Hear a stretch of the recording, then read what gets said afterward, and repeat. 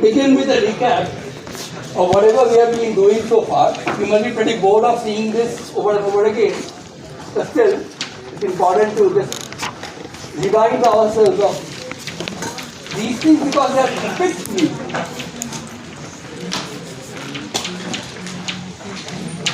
So these are the ones with the upper index and a compact way of writing that would be this. We also have these ones with lower indices.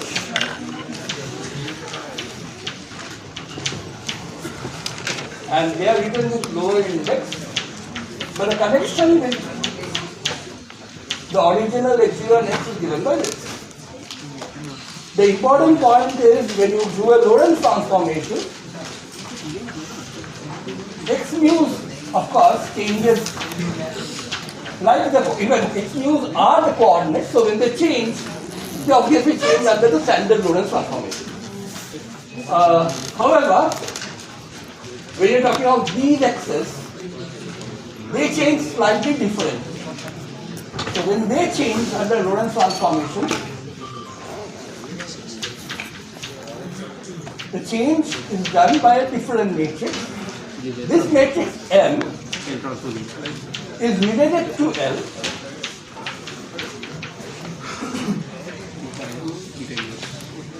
You could write both of these because M is both L transpose inverse and because of the fact that L obeys LT, eta, L is eta. L transpose inverse happens to be eta L, eta inverse. And in components, this equation looks like x prime mu is lambda mu x mu and x prime mu, the lower one, looks like this.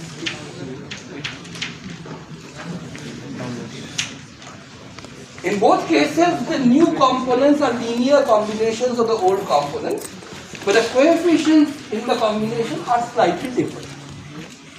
And of course, because the transformation matrix for the covector is different from the transformation matrix for the vector.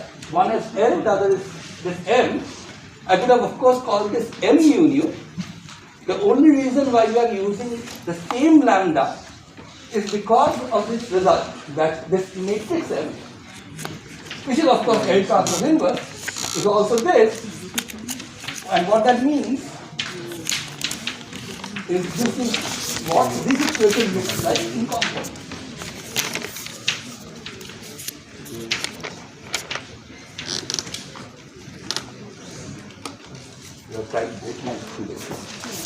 Okay, so the reason why that last equation is important, apart from giving a way of calculating one from the other, is simply the following, that we know that eta lowers indices changes vectors to covectors, eta inverse raises indices changes covectors to vectors, and here we can see the same kind of thing happening. This eta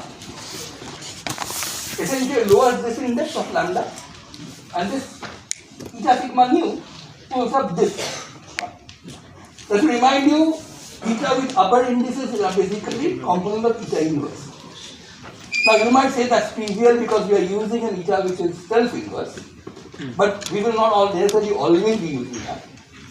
At least in STR we use this all the time, but we may have occasion to use, even in STR, we may have equations for using other etas, which may or may not be self-inverse. So it is important to realize that this is eta's rho h component, this is L's rho sigma h component, this is eta inverse is sigma nu h component, and you are summing up over rho and sigma, which is exactly what you do when you multiply matrices. Okay? So the notation uses the same lambda for both, same kernel symbol lambda for both, basically because you could think of starting with the capital L's components and raising one index, lowering the other, and distributing the other one. So this is consistent with the standard raising lowering notion as well. And which, as we said, means that these two sets of elements are actually very, very similar to each other. In fact, the only difference is The mixed indices, the ones which mix both space and time, there are 6 of them. Those components change sign, the rest are the same, always. At least for this particular index. Now, the reason why we talk so much about vectors and covectors, at least x upper mu and x lower mu, is basically because they serve as prototypes for all vectors and covectors. So what is a vector? Or, okay, I am calling this a vector primarily because this is an str class. In this class, vector essentially means 4 vectors. Okay, although, so sometimes that's a bit dangerous because we will also have to talk about 3 vectors. In this class, mostly when I say vectors, from now on I will mean 4 vectors. If I want to talk about 3 vectors, I will say 3 vectors specifically. Although, that may, since habits die hard, I might very well keep on confusing the 2 terminologies. After all, vectors, we usually talk about vectors as 3 vectors. 3 vectors as vectors, right? When we say scalars or vectors, we usually mean scalars or vectors under rotation. So these 4 vectors are new stuff that we have learned. When we are in the world of special relativity, vectors really would mean 4 vectors. Okay? And scalars would mean 4 scalars. But since we are also used to the notion of 3 vectors and 3 scalars, I will try to express it as a 4 or 3 every time so that the confusion doesn't arise. But habits are difficult to sort of get rid of. So I might use just the word vector, and then you have to understand from the context whether I mean the 4 or the 3. You should be able to. In most cases, it should not be that difficult to figure out which one we are talking about. Yeah. Why are those components called covectors? So there are 4 components. No, covectors. Oh, covectors. Well, the x upper tilde are called vectors. The x lower tilde is a specific, of course, x upper tilde is a specific example of a vector. All vectors transform like that. Okay? X lower tilde, the one with the tilde below which has lower indices, that's the prototype of a covector. Now, why is this called a covector? You will see that very soon. Okay? Yeah. But one important thing is they are not the same as vectors. They transform differently when you change your coordinates from one inertial field to another. Right? When you carry out a frame change from one inertial observer to another inertial observer, vector components change in a particular way using the L matrix, and covector components change differently. So they are not the same as vectors. So you need a different name, of course. Why specifically covector? We will come to that. Okay. Yeah. Spherical or cylindrical coordinates? No, we are not going to talk about that now. We are going to talk about that later. One major reason, a transformation from Cartesian to cylindrical or Cartesian to spherical is not a linear transformation. It's a non-linear transformation. Whatever we are saying, we are actually saying this entirely in the context of Lorentz transformation, which is of course a linear transformation. But most of this can be carried over almost without any change, except for the notation that is, to any linear transformation. It can also be No, not necessarily. Depends. You know, you will no longer have something called eta. Eta specifically refers to the flat 1 minus 1 minus 1 minus 1 vector. We will typically use a different notation. We will come to that. But basically, we tilde, this thing is a set of 4 components. And how do they transform under the Lorentz transformation? They change to V tilde prime, and the change is exactly the same as the change for vectors.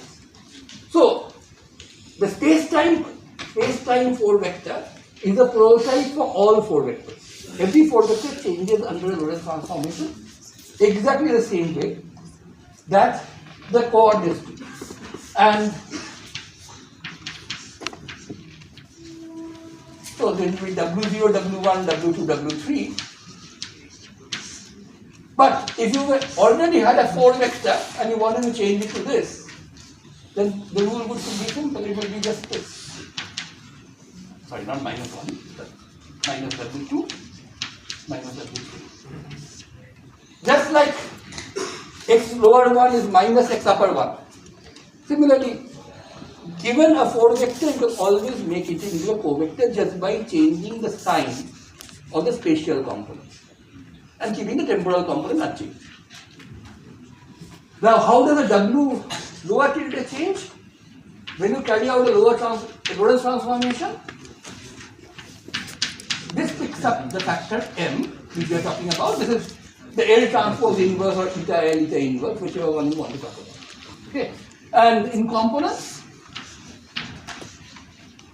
the transformation for a vector component looks like this.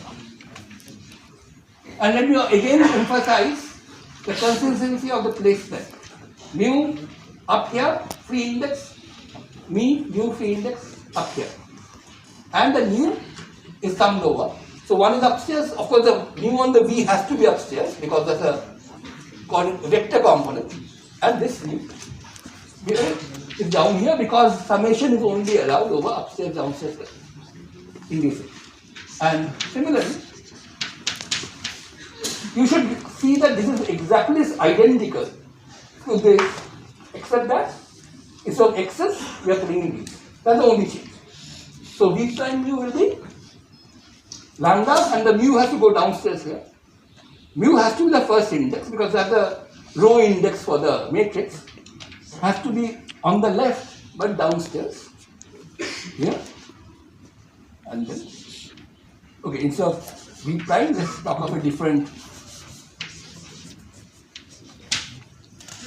Okay, right? Is it okay with everybody? So vectors change in a particular way, like space-time coordinates. Covectors change in a related but different way. And what happens when you take a vector and a covector and put them together? That is, when you do something like V0, W0.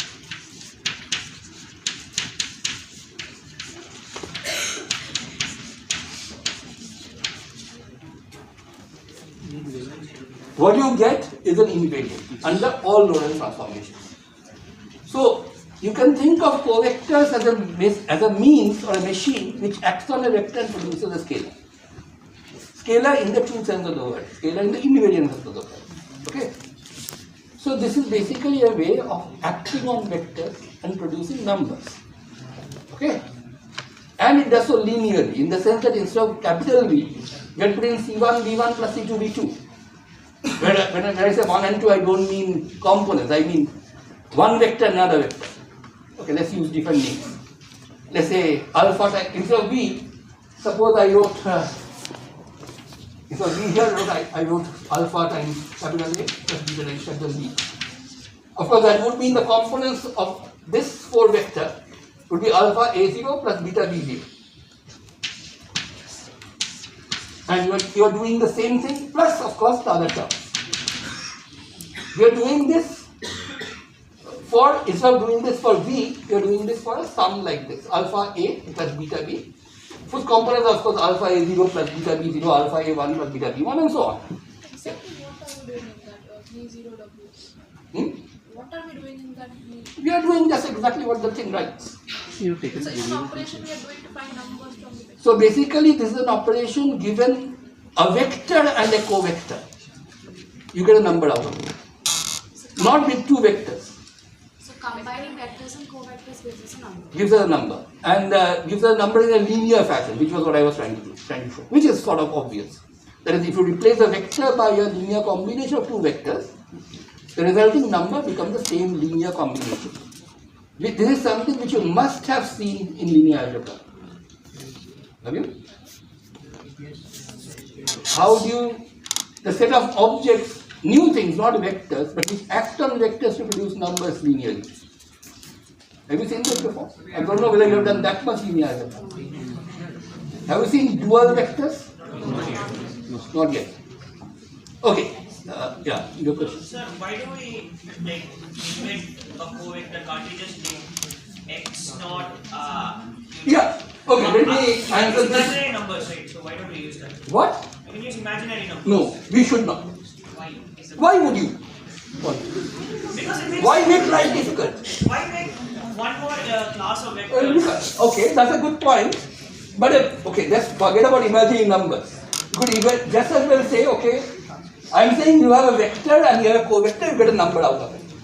But we have also said that given a 4 vector, I can always get a co-vector out of it by lowering the index, that is changing the sign of the spatial terms. Or the other way around, given the co-vector, I can always find a vector corresponding to it. If that is true, I can play the same game with 2 vectors entirely. I don't really need the co-vector. That's what he's trying to say. I would not go so far as to say using imaginary numbers is good. But I would simply say, get rid of this problem with negative numbers and live with this. What is the same thing? If instead of this W lower 0, W lower 1, I use the vector version, which is W upper 0, W upper 1, and so on. What would this look like? V0, V0, W upper 0. Plus or minus? Minus. Minus V1, W1, minus V2, W2, minus V3, W3. Right? Which is also the same as this entity. V1, V2, V3, remember, are components of the spatial part of a 4 vector which form a 3 vector on their own. So the rule for forming the inner product of 2 4 vectors or dot product of 2 4 vectors, something that is guaranteed to give a scalar, is not just multiply the components and add them up. The rule is take the temporal components, multiply them. Take the spatial components, multiply and add them up separately and subtract. Or simply take dot product of the spatial part vectors, subtract. These 2 things mean exactly the same thing. So one important point is, why do I bother about covectors at all? We could have played this game entirely with vectors, forgetting about covectors completely. Well, there are 3, okay, I can read off 5 or 6 reasons why you need covectors. Let's start with the most obvious one. The fact remains that they are there. There are objects which transform differently from vectors. It is very important to realize that vectors are not the only things you can have. Okay? The very fact that things exist which are not just scalars or vectors is an important lesson. So you should learn that there are other things. Okay, that's number 1. That's more philosophical. Also, it's going to be useful later. The other thing is, especially if you move away from special relativity, which people are doing physics might very well want to, and talk about general relativity, even there, if at any situation where you have where you have something called a metric, a way of measuring a length, you can actually relate vectors to covectors directly, in all situations like that. Okay? Having said that, the relationship between vectors and covectors there becomes much more complicated. Working only with vectors would make your life horribly difficult. Okay. Even within STR, for more complicated problems, sticking to this idea that I will never use covectors, I will always live with vectors, is feasible but not convenient. Okay. But the most important reason is the first one. There are other objects. You have always known that there are scalars and vectors. Now you should learn that there are other things as well. That's actually the most important reason in this class, because in this class we are not going to do very complicated stuff. So we are not going to do that complicated STR, where covectors become much more useful as tools than vectors. Okay. So, as he is rightly pointing out, I could always say I don't have covectors at all. I have only 2 vectors, V and W, whose components are V upper 0, V upper 1, etc., etc., and W upper 0, W upper 1, etc. How do I measure? Get their scalar product? Multiply the temporal components, subtract from that the dot product of the 2 spatial components. But the important thing is, whichever way you look at it, this is actually, so there are 2 different ways of looking at this same expression. So let me just write that out here. The one that I wrote on the left, of course, in components is just this. V upper mu, W lower mu. We are going to sum up over all possible values of mu, 0, 1, 2 and 3, and it's just a sum, no signs. V0, W0 plus V1, W1 plus V2, W2 plus V3, W3. Where one of the indices above, the other is below. And by the way, it's also important to remember that this is the same. Right? So whether you're contracting the covector version of W with the, this is called a contraction by the way. Contraction means basically you have two things with indices and now you have basically lost the index. So the left hand one contracts components of the 4 vector V with the covector W. The right hand one contracts the components of the covector V with the 4 vector W. Doesn't matter. Both give you the same result. Of course, that's very easy to see, right? Because only one, whatever you do, ultimately you end up with the same result, which is V0 W0 minus V vector dot W vector. And in terms of, if you wrote this entirely using components, you will not be, of course, you will not be able to allow to write this. First of all, we have already said over and over again that once you live in this world where you are out of orthogonal transformations, you are not allowed to sum up two upstairs indices. Because that's going to give you disastrous. In fact, that would mean V upper 0, W upper 0 plus V vector dot W vector, which is not a scale. Which is not the same in both frames. What this is in components is this. If you just think about it a bit, it's pretty straightforward. Eta mu nu ultimately is a diagonal matrix. Eta is a diagonal matrix. So eta mu nu has only 0, 0, 1, 1, 2, 2, 3, 3 as non-zero components. So although that really has 16 terms in the sum, mu taking 4 values and nu taking 4 values, ultimately only 4 of them are non-zero. Which are the ones? Eta 0, 0, V0, W0 plus, it's a summation, plus eta 1, 1, V1, W1 plus eta 2, 2, V2, W2 plus eta 3, 3, V3, W3, right? Plus. All of them are plus. Of course, this is a summation, right? The etas take care of the minus sign. This is actually, what does it mean? It means eta 0, 0, V0, W0. Plus, in fact, it actually means this as well. But eta 0, 1 is 0. So we don't bother writing those down. The only non-zero ones is eta 1, 1. That is minus. And one more, eta 3, 3, V3, W3. There the minus sign is taken care of by the fact that eta actually, when you have two spatial indices, is minus 1. And eta 0, 0 is plus 1. Okay? So, it means exactly the same thing. It's just that it's not a subtraction. Whenever you are using the summation convention, it's always a summation. Okay, it's just sum with possibly negative endings. Anyway, in terms of our tilted verses, this is actually what this step should form, right? V upper mu, W lower mu, or sorry, if you wrote this in matrix, you would have to do this, right? To get the terms to be multiplied and added. Nothing to do with invariance. It's just if you want A1 V1 plus A2 V2 plus A3 V3 in a matrix, you transpose one, make it a row. By the way, the row comes first and the column goes after that. It's not column row. That would be a matrix. Row column gives you a number. Right? So 1 cross 1 matrix. This gives you 1 cross 1 matrix, and unless you are a pedantic mathematician, you would not bother about the difference between that and a number. This is a number or a 1 cross 1 matrix. This, on the other hand, is a matrix. That's not what we want. We are talking about row, that's why the transpose goes in the first term. So this is either V tilde transpose W tilde or W tilde transpose V tilde. Both of them are the same.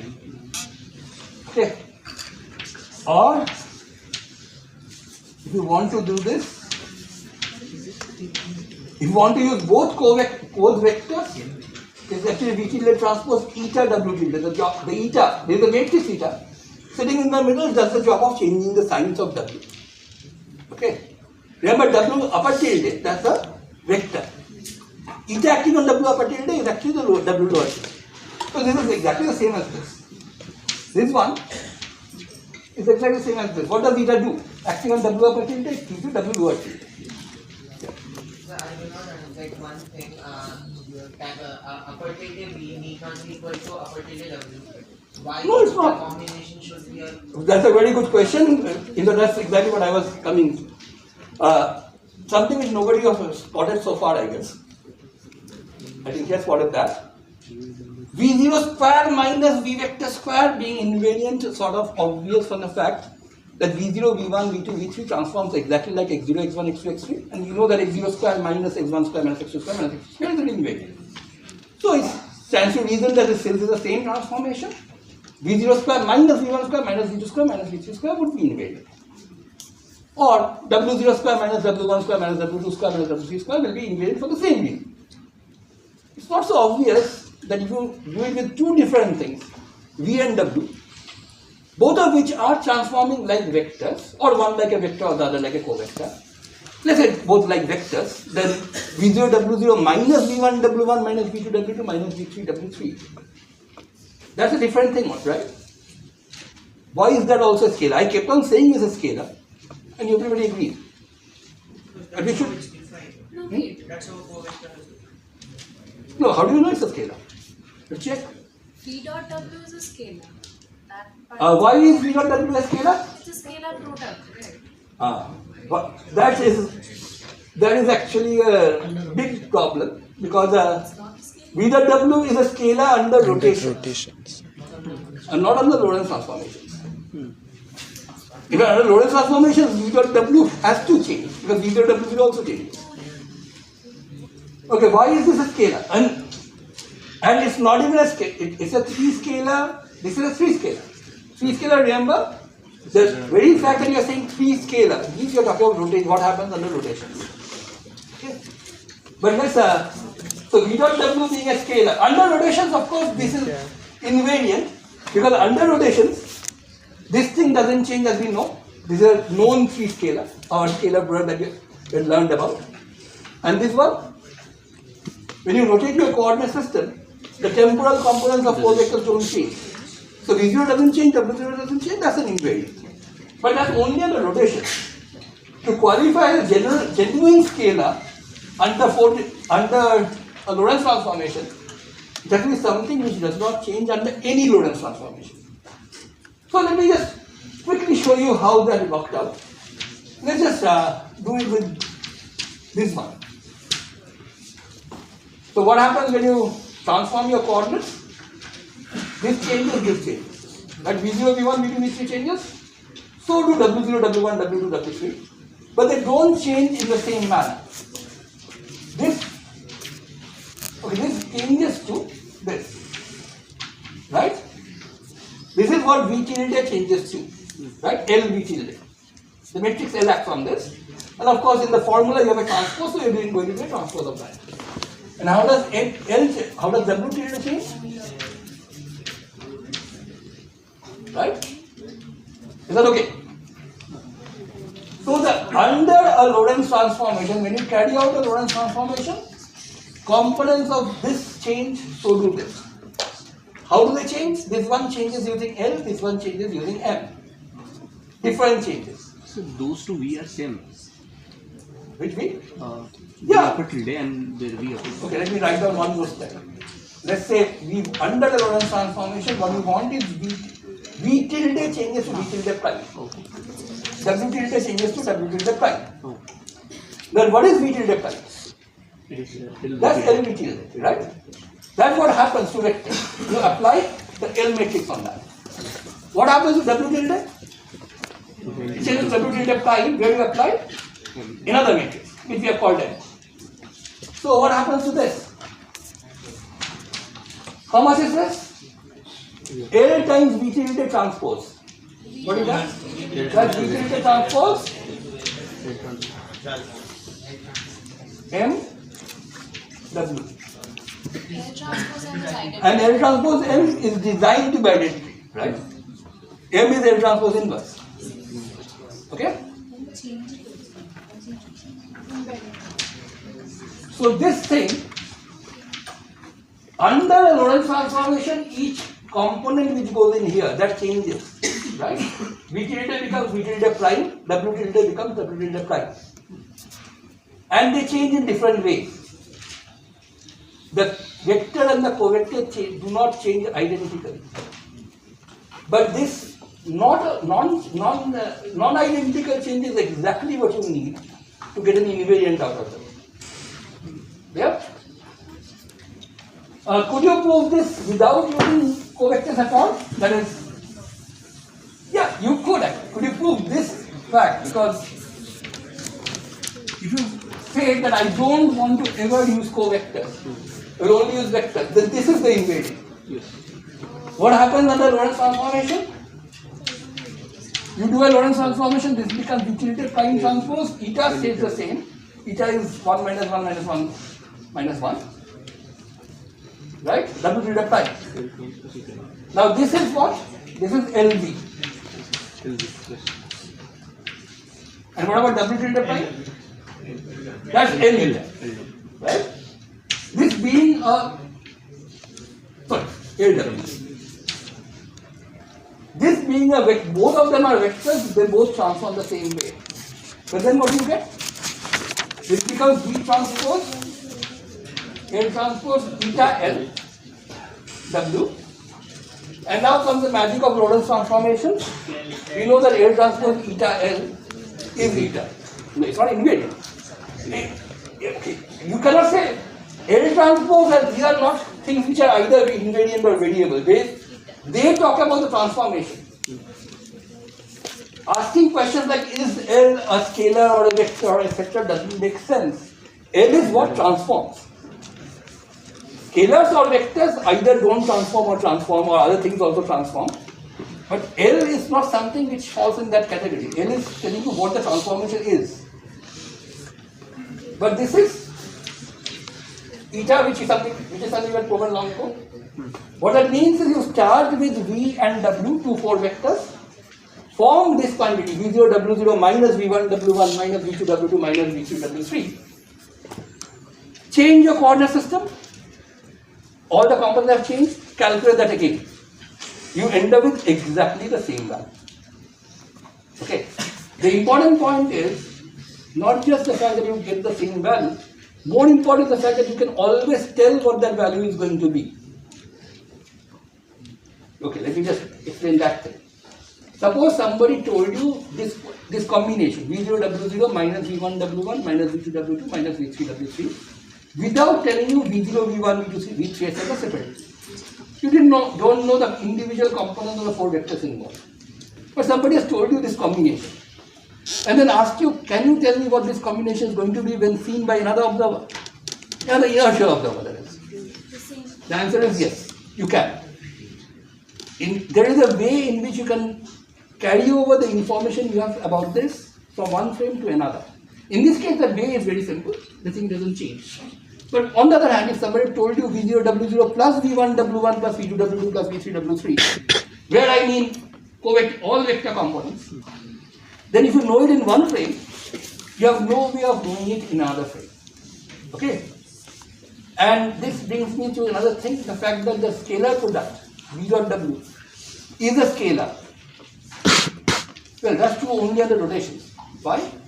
Why does V dot W stay the same? V dot W is also a three column vector transposed is a 3 column vector. It stays the same only because rotation matrix has this property that RTR is the identity. If you do it for any other kind of transformation, if you go away from linear transformation, from orthogonal transformations to non-orthogonal transformations, 2 vectors will not give you a scalar product. Okay. The dot product is a scalar because you talk about orthogonal transformations only. Otherwise, the standard dot product V1 W1 plus V2 W2 plus V3 W3 would not be a scalar. Not only that, it would not even be a well-defined thing beyond that particular frame. Because if somebody told you what is A1 V1 plus A2 V2 plus A3 V3 for 2 3 vectors, without telling you A1 A2 A3 and V1 V2 A3, you would not be able to figure it out when you carry out a transformation. Which one? This one. No, we didn't fail. It's a scalar under a specific kind of transformation. Under Lorentz transformation. But then you just said that it's not going to be No, that is what, if it's not an orthogonal transform, say a Lorentz transformation, a special case of that. By the way, under a Lorentz transformation, V dot W, the V vector dot W vector is not a scalar. Right? What is a scalar is the whole thing. This whole combination is invariant under Lorentz transform. The individual pieces are not. Right? After all, just think of x dotted with x. X0 square minus x vector square. Does the length of a vector stay unchanged in the Lorentz transformation? It might if the Lorentz transformation happens to be a rotation. But a general boost. X vector will change length. So will x0. Time changes. Right? But x0 square minus x vector square, this will not change. Which is why when you say something is a scalar or something is a vector, you should always keep in mind what is the transformation you are talking about. V vector dot W vector, the ordinary three-dimensional dot vector that we have learned about, the so-called scalar product, is a scalar only when you are talking about rotation of coordinates or reflection, that is orthogonal transformations. For a general transformation, it is not a scalar. Right now we are only worried about rotations in 3 dimensions and Lorentz transformation is 4 dimensions. But under Lorentz transformations, V vector W vector doesn't stay unchanged. Then both pieces change. V0 W0 changes, V vector dot W vector changes. They change in such a way that the changes cancel out. So under a general Lorentz transformation, is this 4-dimensional combination which is a scalar. Okay. So best thing would be, at least unless you get used to it, once people get used to it, they also get sloppy with their language, as you can see from me. But you should actually keep on saying 4 vector, 4 scalar, 3 vector, 3 scalar. When you say 4 vector, you should remember you are only talking about Lorentz transformation, under Lorentz transformations. 4 scalar under Lorentz transformation. So when you say 3 vector, 3 scalar, you mean the thing is invariant. For example, a 3 scalar is invariant under orthogonal 3x3 transformation. Or even in the 4-dimensional world, the special kind of Lorentz transformations which happen to be rotation of coordinates, 3 vectors are scalars under that. So 3 vectors are scalars under rotations. And 4 vectors are 4 scalars are scalars under Lorentz transformations. So time, is it a scalar or a vector or something else? Depends on the transformation. Time is a scalar under rotations. Under Lorentz transformations, it's the 0 component of a 4 vector. It's not an entity in its own right. Why? Simply because if you know t in one frame, can you tell me t in another frame? You can, if the transformation happens to be a rotation. Then you know t in one frame, you know t in the other. It's the same. That's why under rotations, t is a scalar. Under Lorentz transformations, general Lorentz transformations, t is not a scalar. It's not even a very defined entity in its own right, in the sense that if you just knew t in one frame, you would not be able to tell me t in another frame. Right? You would need the rest, you need to know x, y, z. For the special Lorentz transformation, you would need to know only x. But for a more general Lorentz transformation, you would need to know x, y, and z to figure out what t prime is going to be. Okay, so t alone does not really make much physical sense. It's tied to a particular observer and a particular observer only. Now, let me remind you that we had already seen a few 4 vectors. One of them was the velocity 4 vector defined to be by dx mu d tau. But once again, time was not a 4 scalar, which is why we could not use ddt. But tau is a 4 scalar, which is built out of exactly that invariant, and that's why tau differentiation with respect to tau preserves the 4 vector nature of x mu and gives you a 4 vector here. And we already forget out what this is. A mu, the acceleration, which those of you who were brave enough to do this in the exam would know that this was a horribly bad looking thing. And I am feeling pretty frightened about trying to write it down, but I think I should be able to.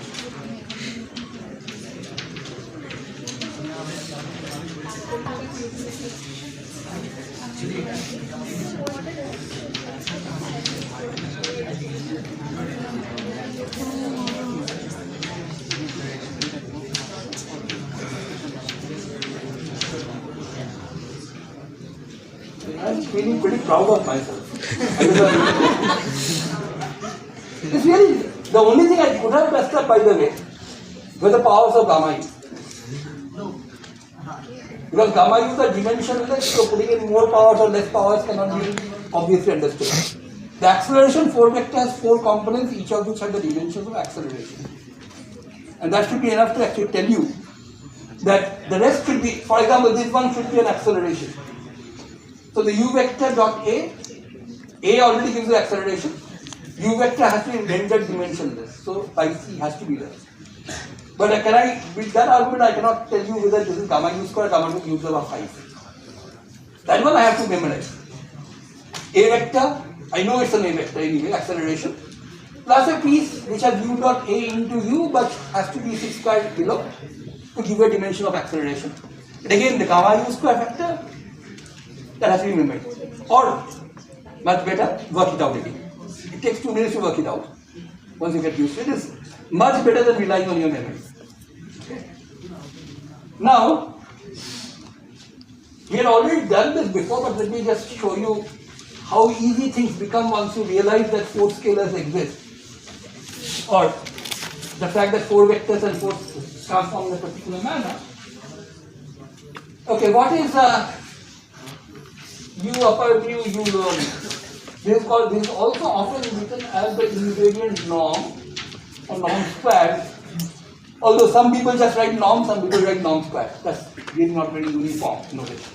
The reason that people tend to avoid the square is because there's no guarantee that this thing is going to come out a positive before that. This one will, but if you did it with a mu, it will not come out a positive. Right? So what is u mu, u mu? We work it out, right? You can of course work it out again. It's gamma u c whole square.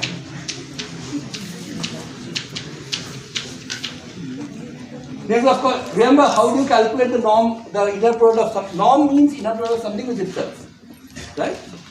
Norm squared if you want to be very pedantic about it. So it's basically the temporal component squared, and please don't ask what the temporal means. It's something which I got asked several times during this time. Minus spatial part, which is a 3 vector dotted with itself. Of course, when you say vector square, you mean the vector dotted with itself. So how much does this work out to be? Gamma u square, c square minus u square, and using the fact that this is something you have already done before, so should be familiar. And after some nice calculations, you get c square. So it tells you that in this case, at least the norm of the velocity 4 vectors happens to be c square, which is the same for all the velocities. By the way, this is both invariant and a constant. Okay, but that's an exception. Invariants and constants, as we have been keeping on saying, are different things in general. This one happens to be both an invariant and a constant. Sir, are we saying that square part is norm or just? I'm just saying the whole thing is a norm. That again is something which people don't really agree on as far as terminology is concerned. In ordinary 3-dimensional world, this is definitely the length squared of the vector. The reason why people tend to avoid using the word square when 4 vectors are concerned is simply because this thing could have come out to be negative. This one comes out to be positive. But remember, you are taking the difference of 2 pieces. Depending on which piece is bigger, you may either get a time-like or a space-like 4 vector. This one is time-like. The time piece is better, that's why you are getting a positive thing. But now, much quicker way of finding this. And the quicker way is realize one thing. This is a invariant, which is no matter which observer you use to calculate it, you get the same value. Right? So let's think of an observer for whom this 4 vector becomes very simple. The one who is measuring property, spatial dimension. Well, let's say I put an observer sitting right on one observer is standing here, standing somewhere. Remember, every observer is at rest with respect to themselves. So standing is sort of obvious here. And some object is moving. It's a moving object whose velocity we are looking at. 4 velocity components and so on. If we put an observer riding on that thing, there will be a bit of a problem with that. Why can't we necessarily put an observer riding on that thing? Apart from the physical difficulty of taking an electron, for example, and putting an observer on that. What is the conceptual problem with that? Distance would be so great, like No, I don't have to get the information immediately. The momentum is. Well, you're doing dx by d tau on the object. dx by deta is how I calculate. I'm not even talking of four vectors. I'm talking of what is the velocity with respect to that observer. With ordinary velocity. If an observer is riding on, say, an electron which I am observing, what is the velocity of the electron with respect to that observer? Zero. That would be very simple, right? Only one problem. Okay, let's see if we could do that. For that observer, so let's say for this special observer who is riding on that object, what would the four vector velocity component be? Zero would be, so there is a gamma factor outside, C and U vector. What would the U vector be? Zero. What would the gamma factor be? 0. No, 1. 1. No velocity, no gamma is of course bad. Gamma is 1 then. So in this special frame, which is riding along with that object, you would get this sort of four velocity. Just C comma 0. Okay? And in that frame, what would be the norm or norm squared? C square. Just C squared. C squared minus 0 squared. Right? No calculation required, nothing. In that frame is C squared. Means in every frame is C squared. End of story. Okay. So going on to a frame which rides along with the object makes my life a lot simpler. At least if you want to calculate the norm. There's only one problem with that. Can anybody spot what is the problem with that? Four components. Three of them happen to be 0. Why can't it doesn't look like a vector? It looks exactly like a vector. It has 4 pieces. But we are defining vector to be one temporal component and something you can do rotation on it. And you can of course, okay, so I could write 0 vector. If you rotate a 0 vector, what happens? It says a 0 vector. That particles can move with speed of light. No, particles can't move with speed of light. No, then you cannot restrict it, right? Because gamma. No, you particles can't move with the speed of light. First of all, let's not get into that. So there is a material particle which cannot move with the speed of light. It moves at speed slower than light. You are making an observer ride on it. Apart from the technical difficulty of making an observer ride on a tiny particle, there is no real problem there. The problem is a conceptual one. When you say it's an invariant under what kind of transformation? Lorentz. And what does the Lorentz transformation do?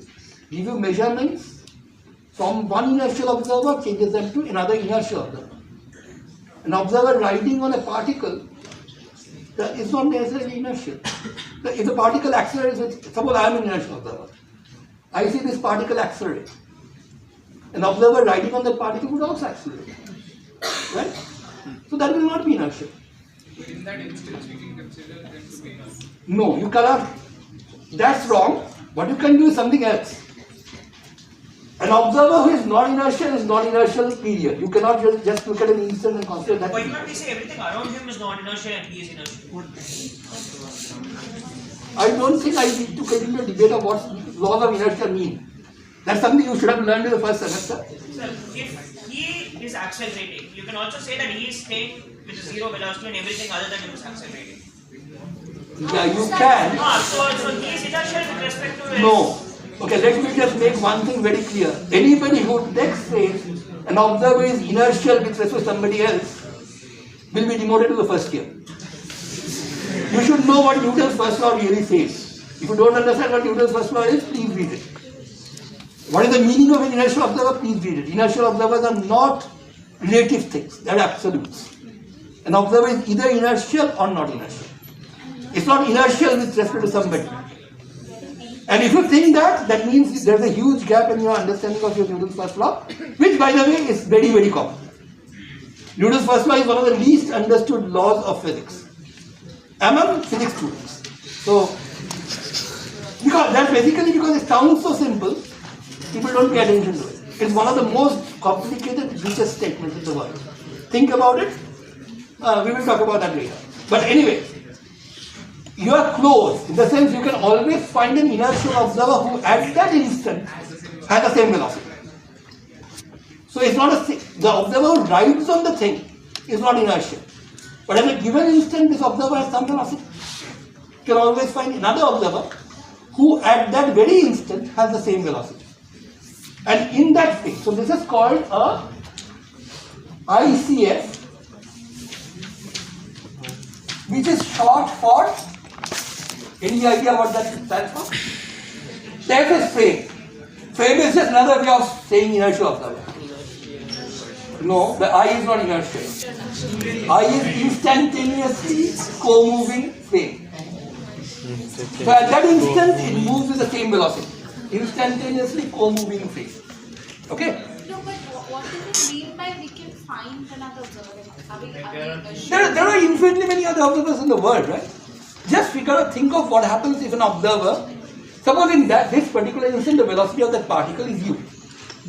I can always think of an observer whose inertial velocity is u throughout. Velocity being u at that instant and keeping on changing with respect to me would mean that that observer riding on that cannot be inertial. But I can always think that at this instant the velocity is u for that particle. Think of an observer whose velocity is that u vector throughout. Doesn't change. So for that instant it's a co-moving phase. Next instant you will need some other co-moving phase. But in that co-moving phase, this is exactly what you are going to get. So it is always possible to find it? It's always possible as long as that velocity is less than v, less than c. Okay, quickly. So what is the value in this co-moving frame? So it's not the frame riding with the object, because there we have this problem with non-inertiality. But in the co-moving frame. So it's this way. Okay. The acceleration 4 vector. There was this question which said, is this space-like or time-like? And there was a hint. It turns out to be space-like. And you can figure it out by actually squaring this vector, that is taking the product of this vector with itself, subtracting and doing a lot of horrible calculations. Not really horrible, but still. And then end up with a negative answer. But let's say in the co-moving phase, so what will mu be in the instantaneously co-moving phase? This looks pretty horrible, but what will this be? In the instantaneously co-moving phase, what is u? 0. For that instant. So what is gamma u? So 1. This is? What is this whole thing? 0. What is this? 0. What is this? Be a bit more careful. It will be A in that frame. The acceleration is of frame dependent, right? So, what acceleration you see in your frame is not the same as the acceleration you see in somebody else's frame. Okay? So this By the way, acceleration is frame independent in Galilean transformations. But you must remember that in some previous assignment we had worked out transformation laws for acceleration components as well. In Lorentz transformations, acceleration is not frame independent. So A vector and A0 vector are different vectors. But I don't really even worry about that. The point is this whole thing works out to be just 0, a non-zero. If it's accelerating in that frame, then this has to be a non-zero thing. So, norm is negative in that frame. If norm is minus A0 square, norm is minus A0 square in every frame. But important thing is it's negative. In that frame, it's negative in every frame. Remember, this is why this time-like, space-like, light-like classification for vectors also makes sense. It's not a frame-dependent thing. One frame sees time-like, every frame sees time-like.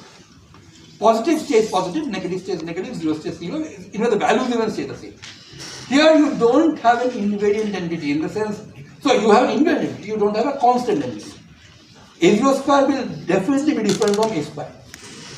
Okay. Right? But so different frames will see different accelerations. And the important thing is this is invariant, but the actual value will depend on how fast this thing is accelerating. Two different particles may accelerate different rates. We will see different values for that. But for the 4 velocity, the norm squared happens to be how much? C squared in all things. So that's constant as well as invariant, which is another unusual situation. By the way, can you calculate this thing? The dot product between A and U, which is an invariant again. Can anybody tell me how much this is? You can of course do this, right? Multiply this by this, subtract the dot product, and work out the entire thing. 0, 0, right? 0, 0. This is a scalar, right? It can be a number. That should be a number. Remember, you have two indices like this, the mu's contract out. There are no indices, this kind of components. These are not single number. And number is, well, this is what you meant. The number is 0. How do you know? One is you can work it out. The other is, in the ICF, you have, what are the components of u? C, 0 vector. What are the components of acceleration? 0, A0. Obviously, you're going to get a 0 when you drop them, right? Is C into 0 minus 0 vector dot A0 vector. Okay, right? So in the ICF you have U mu 0 and C 0 vector, and A mu 0 and 0 A0. Remember, when you dot them, you don't just multiply the components and add, you have a minus sign to worry about. But in this case, it's C times 0 in ICF minus 0 vector dot A0 vector, and that of course is 0 in the instantaneously co-moving frame. But if it's 0 in one frame, it's 0 in every frame. Can't be anything else. Also, there is one known reason why it should be obvious that this should have been 0, which is the following.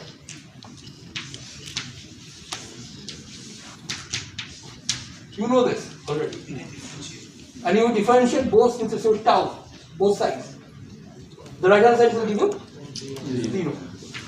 The left hand side will give you upper mu d, u lower mu d tau, which is u mu a mu, right? Plus a mu u mu, right? That's how you differentiate a product. Just the standard Leibniz rule, or UdV plus VdU rule. So u mu a mu plus a mu u mu happen to be the same. In one, the u has an upper index, in the other, the a has the upper index. As we have already figured out that those two are things are the same. So this is twice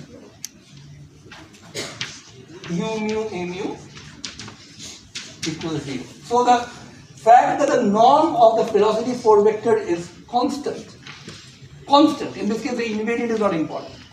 It's a constant means the acceleration 4 vector has to be orthogonal, at least in the 4 vector sense, as well as 0 in an invariant scalar product with u. By the way, that's something which you have already seen long time ago. What is the velocity when a particle moves in a circle? Which is the direction? Perpendicular to the radius vector. If you draw the radius vector from the center. What is the acceleration? What a uniform velocity? Uniform circular motion. Radial, but more important is perpendicular to the velocity. When the length of a vector is constant, its rate of change has to be perpendicular to it.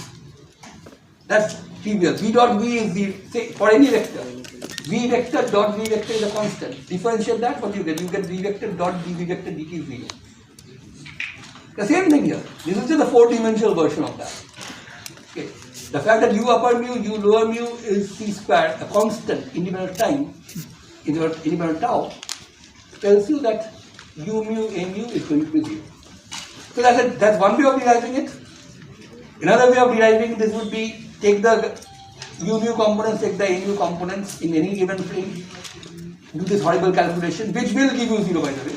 You should check. And finally, the easiest way would be go to the ICF, work it out. You should realize that lots of grief can be saved by realizing that certain things are invariants and you can calculate them in any frame you want. So you would typically use a frame in which the thing looks the easiest. Of course, this was only for invariants, does not work for other entities. But then actually we will see later when we apply things to mechanics and so on, that turns out to be very, very useful. And finally, after saying all this, we are now in a position to go into the kinetics part. So far all we have been doing is kinematics. Kinetics is about why motion occurs rather than how motion occurs. And kinetics would also mean that we are now in a position, in a couple of days, to talk about E equal to mc square. And I don't understand what that really means.